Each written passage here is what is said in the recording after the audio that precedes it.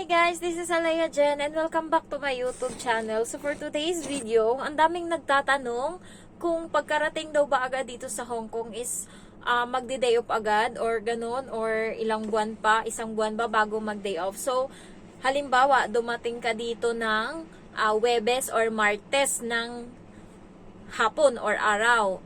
Pagkalinggo niyan is automatic day off mo na kaagad. So, ganun po yun. Pero nasa amo mo pa rin kung pag day offin ka or bayaran yung day off mo. Kasi sa akin yung amo ko, alam mo yun, natatakot siya na mag day off ako and walang alam and hindi alam kung saan pupunta. Kaya hindi niya muna ako pinag day off and pinagtrabaho niya ako and binayaran niya naman yung araw na tinrabaho ko. Kasi tinanong niya ako, bukas, day off mo na. Sabi niya ganun sa akin, saan ka pupunta? Sabi ko, siguro sa park. Sabi ko ganun. Or kaya sa, sa station, sa MRT station, sa MTR. Sabi niya, baka pwedeng hindi ka muna mag-day off kasi natatakot ako, baka hindi mo pa alam, ganyan. Bukas samahan kita linggo, samahan kita pumunta tayo sa bahay ng amo ko, sa parents ko, sabi niya ganun. Tuturuan kita kung paano pumunta ng MTR station. Sabi ko, sige. So, hindi ako nag-day off ng Sabado. So, ang ginawa namin is pumunta kami doon sa parents ng amo ko and tinuruan niya ako kung paano pumunta doon. And while naglalakad kami sa daan is siya mismo nag-utos sa akin na videohan and with her consent, na videohan ko yung daan or kung ano yung makakabuti para matandaan ko kung paano pumunta. And nung time na yun, vinidyohan ko and meron akong viewers na nagsabi na baka daw makita ng amo ko, ganyan, ma-terminate ako or makasuhan, ganyan. Pero yung amo ko yung nag-utos sa akin no, nagawin ko yon. So, pumunta kami ng Shuing Wan. Ang ginawa namin is from Red Line, Sham Shui Po, nagpunta kami ng Central and from Central, tumawid kami ngayon ng Shuing Wan. So, pagdating ko pala dito sa Hong Kong guys, is galing sa airport, sumakay ako ng tren papunta ng Central, doon ako sinundo ng agency sa may Central. And pagkatapos no, nag-medical, and pagkatapos ng medical, hinatid na ako ngayon ng tauhan ng agency doon sa agency kasi susunduin na ako ng amo ko. And then nung nakasama ko na yung amo ko and naglalakad kami sa daan, nag-uusap nga kami, sabi ko sa kanya, hiningan ko siya ngayon, sabi ko, do you have a paper like what other people or what other employer did, like they're going to write 7 to 8 in the morning, this is what you do, this is what you do, like that. Sinabihan ko ng ganyan yung amo ko and sabi niya, wala akong ganyan.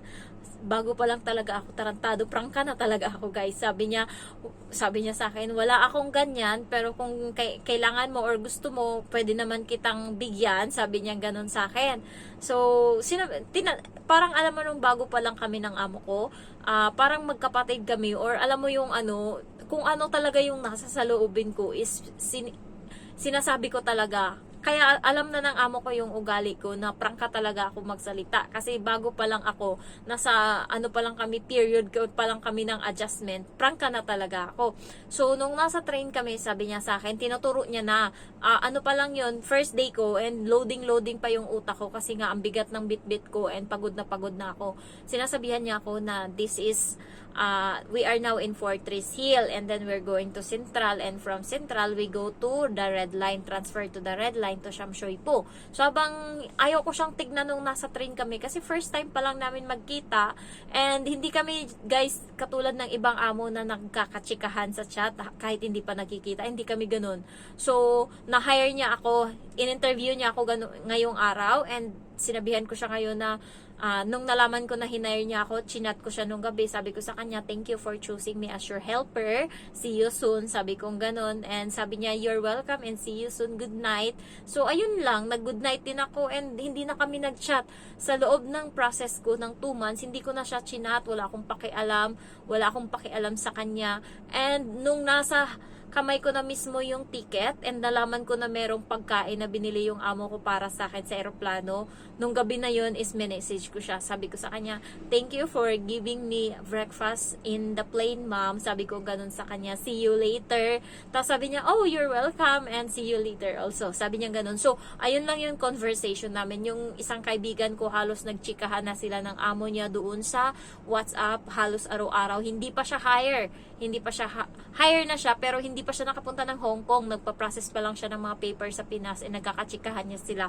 Anong nangyari? Pagdating dito, malala pala yung ugali ng amo. Ayun, nag-break siya ng contract and binudol pa siya ng amo niya kasi pinabawi sa kanya ngayon yung sinulat niya na pinagtatrabaho siya sa 3 bahay, ganito yung oras ng tulog, ganito yung oras ng trabaho, ganyan.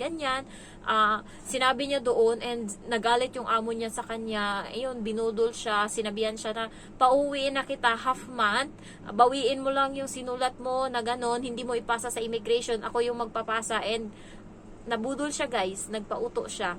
So, binigyan pa siya ng papel na blank paper, and sinabi sa kanya na pirmahan daw yon, and sabi niya no need na pirmahan kasi meron siyang hinanda. Kaya kayo kapag binigyan kayo ng blank paper and pinapapirma kayo for termination or break contact, huwag kayong pumirma.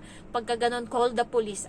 Bakit hindi kayo matapang? Ayun yung kinakainisan ko minsan sa mga, alam mo yun, first timer or kahit hindi first timer, and then nagpupusa pangyaw na ganito yung nangyari. Bumaba ako agad kasi napagbintangan akong nagnakaw, hindi ko naman kinuha. Bakit nawawalan kayo ng lakas ng loob? Dapat isipin nyo, kayo lang dito, sarili nyo lang yung aasahan nyo. Dapat hindi kayo nagpapaapi. Kaya ako, sinasabi ko talaga sa sarili ko, okay lang na mabuli ako dito sa bahay na to. Okay lang na yung bata, binubuli ako kasi nagtatrabaho ako dito. Pero paglabas ng bahay, walang kahit sinong Chinese dyan na pwedeng mang-apak sa akin. Kaya kahit sa labas, kapag naiinis ako, kapag tatanga-tanga, Faitila! Gumaganon talaga, punyeta, helper lang to, pero ang tapang-tapang. Talagang, alam mo yung tatanga-tanga sa daan, yung nagmamadali ka, tapos nag-iinarte pa, Faitila! Gumaganon talaga ako, bahala kayo dyan. Gumaganon talaga. Busy talaga itong ugali ko. Kasi nasa isip ko guys, hindi ko kailangan magpabuli sa labas, kasi yung iba, tarantado yung ibang mga Chinese kapag alam nilang katulong ka is binababa nila masyado. And yung minsan nga sa Singapore daw, nandun lang daw siya sa gilid ng train station and sinampal siya ng taga doon na Chinese kasi daw haharang-harang daw siya sa daan. So pagka ganon, hindi pwede, walang sakitan, ganyan. So ano pa ba, nasa na ba tayo? Basta pagdating, ang layo na nang narating ng chismis ko. Ayan. So, basta guys, pagdating nyo, kung basta any day kayo dumating, halimbawa, Sabado kayo dumating and Linggo day off nyo, depende sa amo kung pag-day off-in kayo.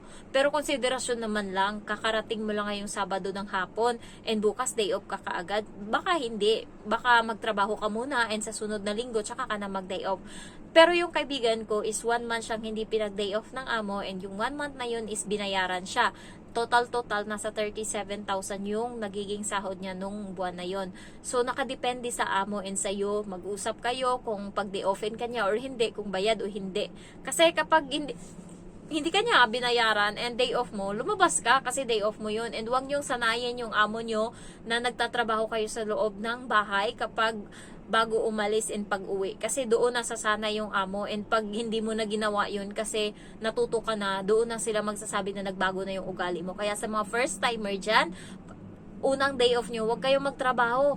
Huwag kayong magtrabaho, lumabas kayo agad ng bahay. Huwag nyong gawin yung mga gawain nyo kapag naka-on duty kayo. Kasi day off nyo yon and wala silang karapatan na utusan kayo. Kasi guys, kapag sinimulan nyo, kasi nakikisama nga. So, ginawa mo ngayon. Nasasanay sila and mas dinadagdagan pa nila. Yung iba guys, malala. Kailangan mo pang ilabas yung aso sa umaga. Day off mo yon and pag uwi mo, i-slice mo yung mga kailangan i-slice dyan bago ka ngayon umalis. And pag uwi mo, yung mga hugasan na tambak and paliguan mo pa yung bata or magsampay ka pa, so maglaba ka pa, may mga ganun. Kaya wag niyong sanahin yung mga amo niyo nagtatrabaho kayo kapag oras ng day off.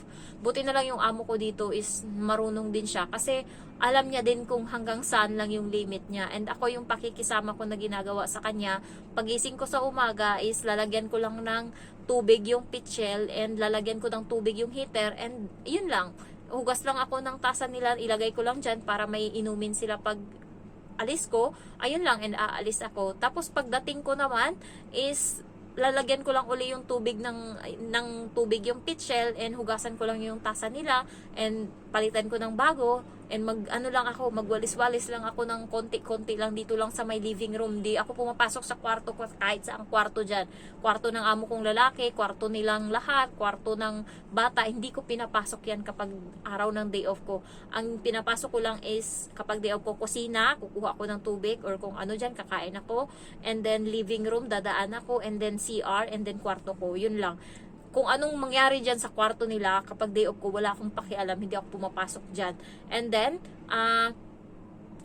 pagkatapos ko magwalis-walis, wala na, papasok na agad ako dito sa kwarto and wala akong pakialam kung ano dyan. Kung may nagkalat na mga hugasan, konti lang naman yan, halimbawa tasa-tasa or mangkok na pinag-inuman nila ng gatas, hugasan ko lang, yan lang. Pero the rest dyan, wala na akong ginagawa, wala na talaga. Huwag nyong sinasanay yung amo nyo, dapat alam niyo yung limit nyo. Kasi pag sinanay nyo sila, nagdi-demand, nag-uutos. Kaya huwag nyo sanayin layo yung mga first timer and mag-day off ng first day. Huwag nyo gawin. Kasi masasanay sila. Ayun. So, depende sa amo guys. And as long as alam mo kung ano yung dapat and hindi dapat. So, okay na yon. Ayan. So, nawala na ako kasi nas-chika ako. Pero, ayun lang naman yung topic dito natin is all about ganyan. So, nasa iyo pa rin talaga. Ako simula dumating ako dito, 2 beses lang na nagbayad yung amo ko ng hindi ako nag-day off. Una is, yun nga, yung unang day off ko dito sa bahay nila and natatakot siya na mag-day off ako kasi kala niya hindi ko alam yung mga lugar-lugar. Tapos nagulat siya na abot na ako ng Lohas Park, nakaabot na ako ng iba-ibang nasyon, nakaabot na ako ng Macau, and na-shock siya bakit sobrang gala ko. Sabi ko sa kanya, matandain ako sa lugar. Isang beses, kahit hindi mo ako pinapunta dyan, alam ko yan, wag lang sa tao. Hindi talaga ako marunong mag-describe ng tao. Hindi ko alam yung mukha ng tao. Makikita ko yung tao na yan, pero ipag-explain mo sa akin yung mukha niya, hindi ko na maalala. Sabi ko sa amo. Sabi niya, that's good. At least daw, ang dali ko daw matuto. And then, ayun lang. Tapos sa park na ako. Pero ngayon kasi, nag-iba na ako ng routine kasi nga yung amo ko dati, umaalis sila ng bahay alas 2, alas 3. Tsaka pa sila tatanghalian kapag Sabado. Pero ngayon, meron kasing swimming lesson yung bata kada Sabado. Or kaya meron siyang, nag-aaral siya ng Mandarin yung bata. Yung salita ng China.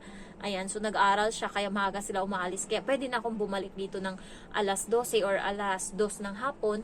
Ngayon, bumalik ako dito 11:30. Wala na sila sa bahay. So, nagmuni-muni lang ako dito, umupo, ayan. And then maya-maya naligo and then pumasok na sa kwarto. So, dito lang ako, me time ko lang. Sarili ko yung kailangan nyo kasing i-check yung sarili nyo every time. Self, okay ka pa ba? Pagod ka pa ba, self? Sasahod na tayo sa susunod na linggo. So, kailangan maging malakas tayo, char. And then, ayun lang. Thank you for watching. Bye-bye.